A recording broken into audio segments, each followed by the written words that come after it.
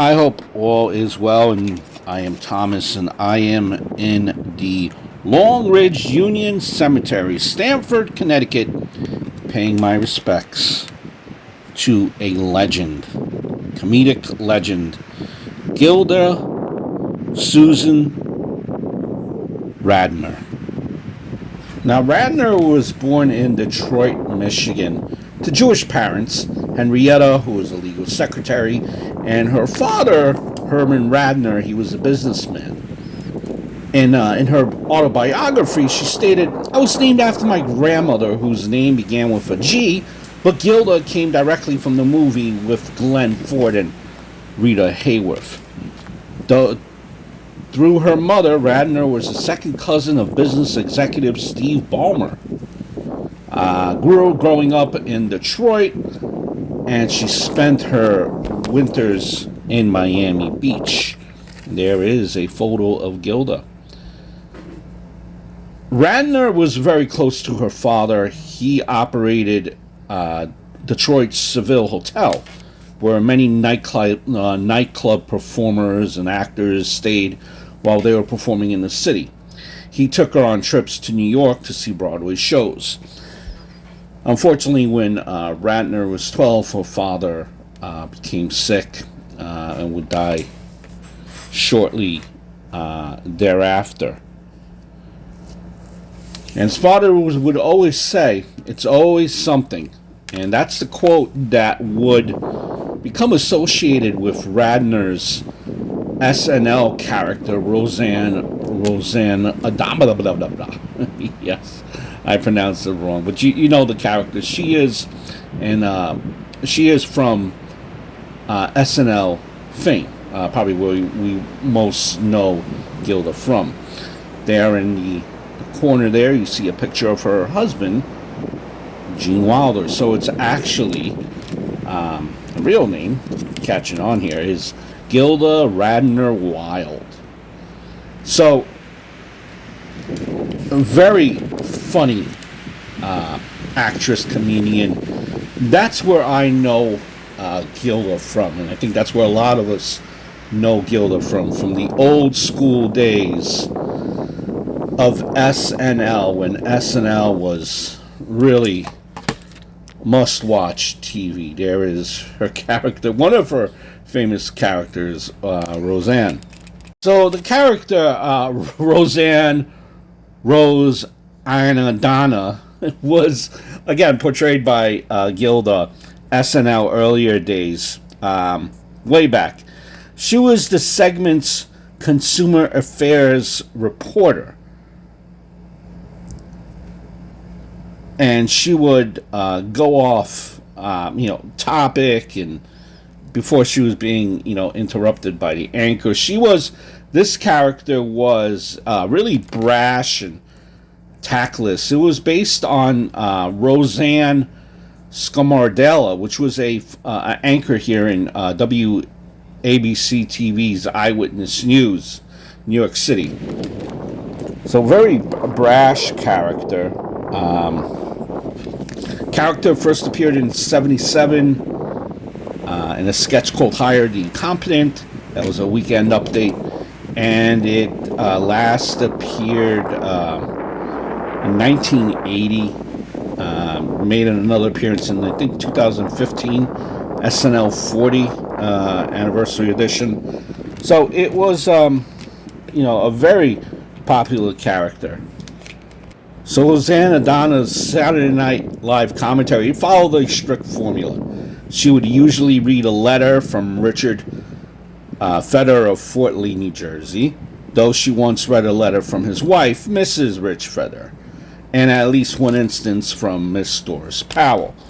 And the letter would include a series of questions, usually about a current social issue, to which Rose would make a derogatory comment about New Jersey before moving on to respond to the question.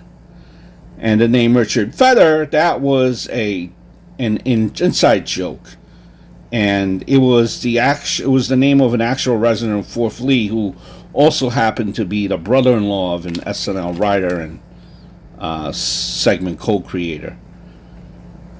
So now this is a picture of another character. That's actually Miss Welch there in the white, and Gilda here on the right with another famous character from SNL. I don't know if you guys could put two and two together who that character is, but that character is,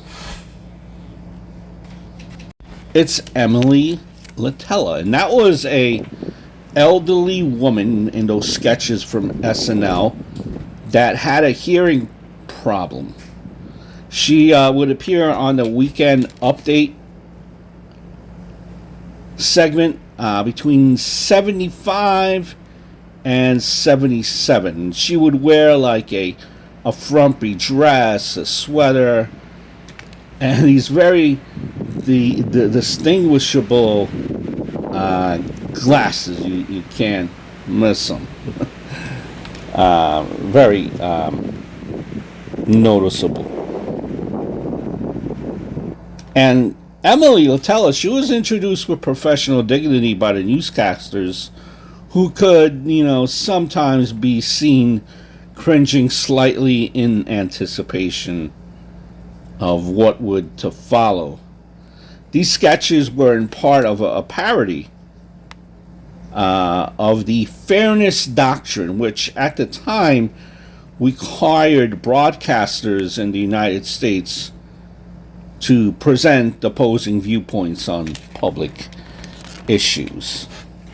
And, this character would peer through her reading glasses, and the character's high-pitched voice there would read a prepared statement in opposition to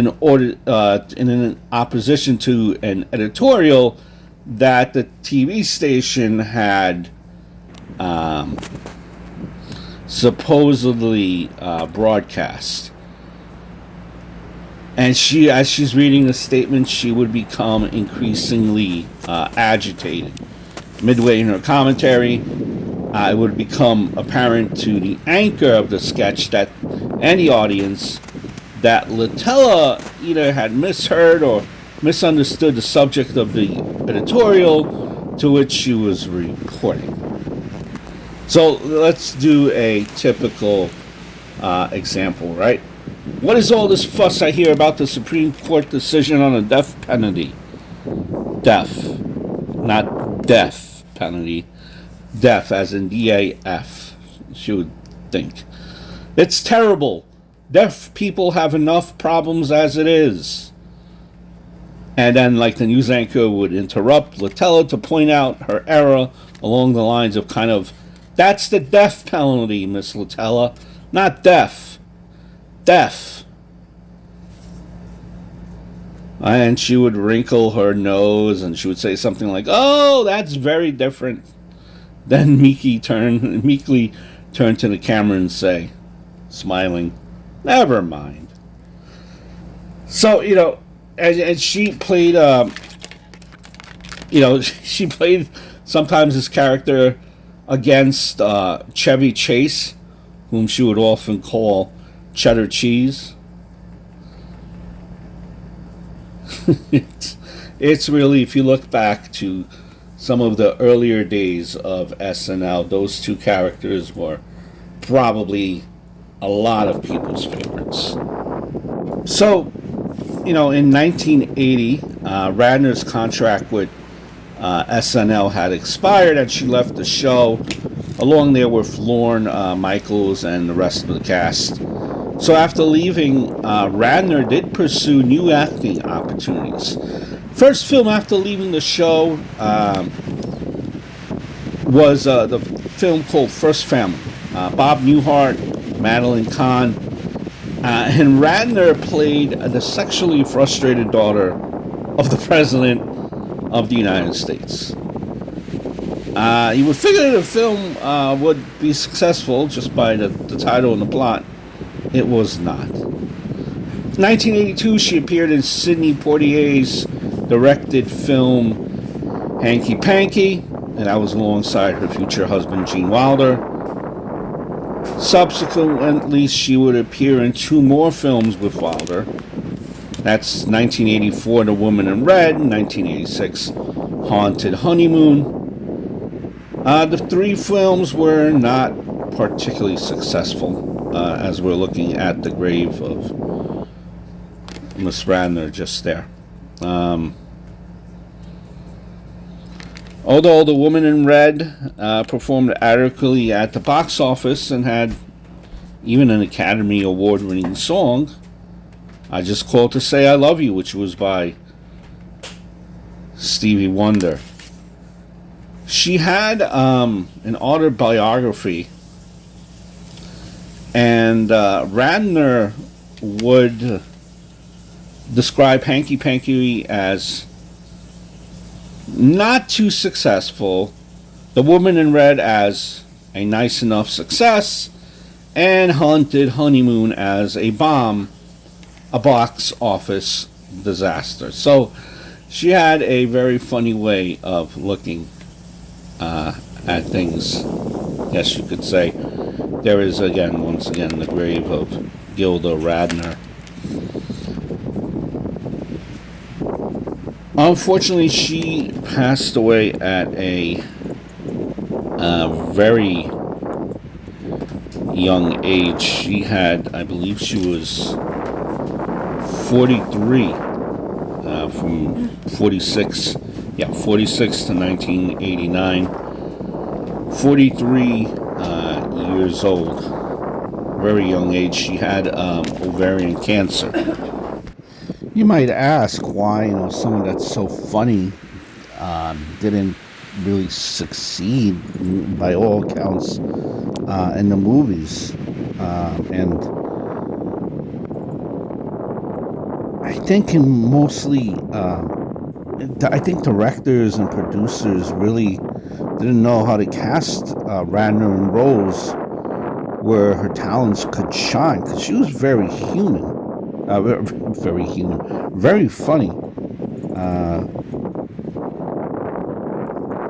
She did characters, right? And I think roles where her talents could best shine is where she could have taken part in writing some of those things for those characters. At least, that's my 2 cents of it. Died very young.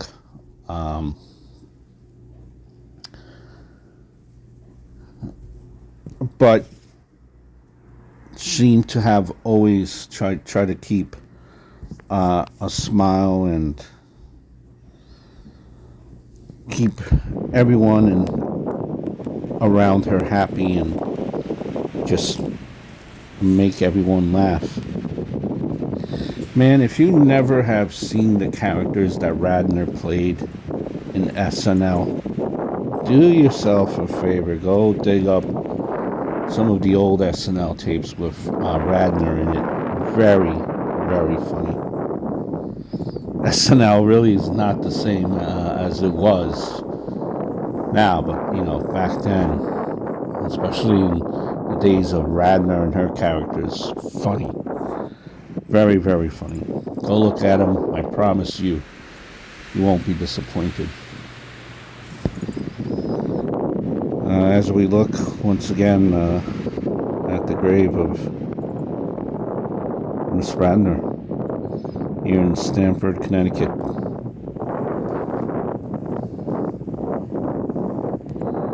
I hope all is well, and I look forward to speaking to you guys very, very soon.